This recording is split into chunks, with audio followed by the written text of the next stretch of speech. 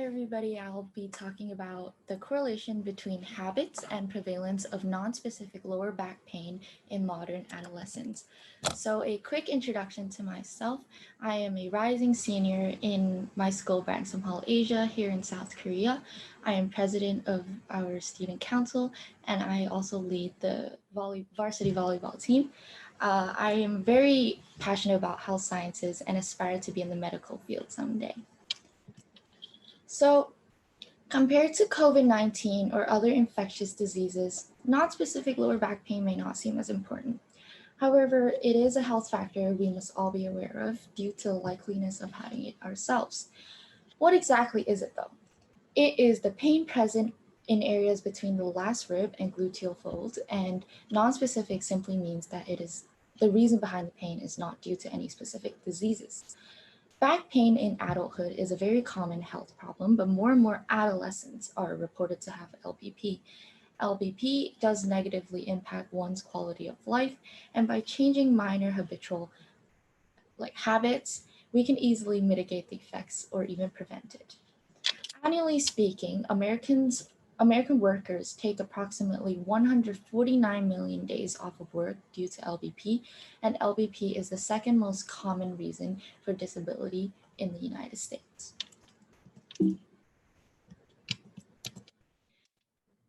Until 2 decades ago, back pain within adolescents was much less significant as of adolescents today. A study conducted by the National Institute of Health in 2018 shows that amongst 5th to 8th graders, the period prevalence of nonspecific LBP in Brazil is 55.7%, Nigeria 58%, Italy 20.5%, and in Belgium 36%. It was also noted in the study that the magnitude of this issue is an increasing trend, and if we were to extrapolate the trends, the period prevalence or lifetime prevalence should be a lot higher of a percentage in 2021.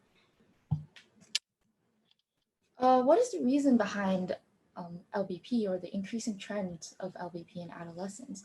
So LBP itself is multifactorial. There are genetic, behavioral, ergonomic, and psychological factors.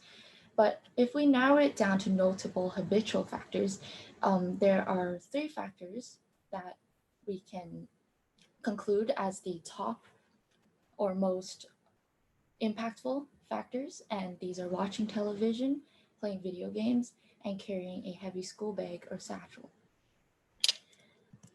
So this is the data collected from a study that determines the lifetime prevalence of nonspecific LBP among urban metropolitan secondary school students and the factors associated with the condition. With the 3 most evident factors, we can see that there is a high number of students and percentage of students who have reported LBP due to these 2 factors. This data was collected through a stratified random sampling method, and the total population was 555 students. Let's dissect these findings a little. Both playing video games and watching TV is usually done so while lying down or sitting down for a long time. Prolonged sitting can cause disc compression, and as you can see in the photo, a herniated disc between the vertebrae can irritate nerves, causing pain and discomfort, signs of LBP. Bad posture will further worsen the condition. And speaking of bad posture, heavy satchels and bags are often correlated with poor posture. It can even permanently modify one's normal standing posture and limit gait performance. So what are preventative measures for nonspecific LBP in adolescents? These are both applicable to ourselves, and through educating others, educating mothers is very vital into mitigating this situation. So evidently, we should limit sitting time. Also, sitting with a good posture is very important, just like in the picture. 90-degree angle between the thigh and the chest, and a fair distance between the screen of your device and also your eyes is considered good posture. Also, carrying heavy bags, 10% to 15% of your body weight is the international standard of acceptable baggage weight in terms of health, and anything heavier should be limited or not carried on a daily basis. Thank you very much for listening, and here are my contacts.